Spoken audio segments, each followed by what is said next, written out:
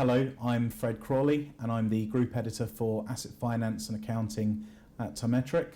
As part of that, I'm the editor of Leasing Life, which is Europe's journal for the leasing and asset finance industry.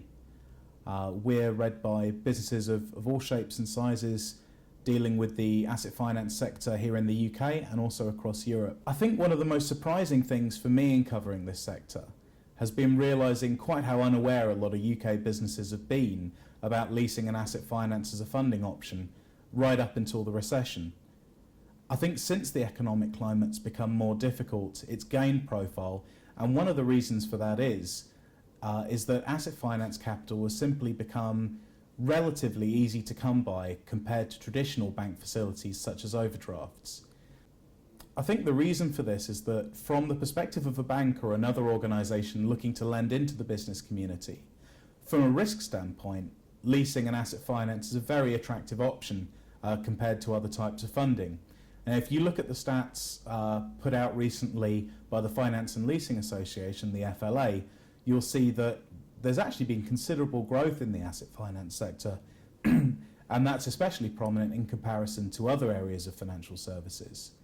And because of all this, I think now is probably a better time than it has been in a long while for businesses to look at funding CapEx through asset finance. Probably the biggest challenge, however, for a business that has settled on leasing and asset finance as a way to fund investment is finding the right deal and finding the right lender. As I said, leasing, I think, has had a problem in not having great public visibility, and as a result of that, many leasing companies aren't hugely public facing. As a prospective borrower, it can be really hard to know what's out there, and that's where I think the role of the broker community comes in.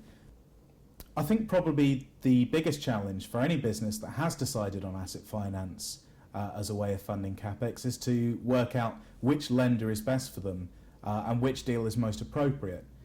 And I think that's why it's important that the UK has got a strong broker community. And it's the role of a good leasing broker to partner with clients and help them work out which lender, which product, and what type of agreement is best suited to their business profile, to their investment needs, and to what kind of asset they've got an appetite for. But for a broker to succeed, I don't think it's quite enough to be able to just provide that matchmaking service between prospective borrowers and lenders when we saw the recession in 2008, 2009. And I think those brokers that have continued to survive and indeed thrive have been those who've been able to find new ways of adding value, not just to the lenders they work with, but to the borrowers as well. And a big part of that is a willingness to invest in more sophisticated systems and processes.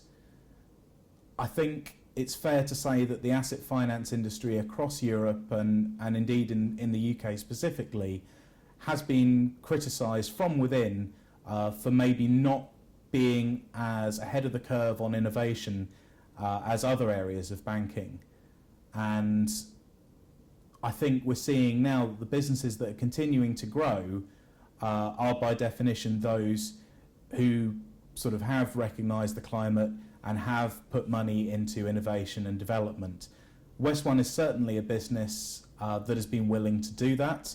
Since I've known Jeremy, he's been very vocal about the need for brokers to innovate and look at new ways of doing things. I think there are businesses out there which get by with a sort of a business as usual mentality, but to really grow you need to look at doing things differently, and certainly Jeremy's not been afraid to do that. So we've seen at WestWon the new CRM system, the online calculator on the website, and I think it's things like that that make a difference. Certainly when WestWon was nominated for our Broker of the Year award last year, in talking to judges, it was the approach to technology that was a fairly major factor in them being shortlisted.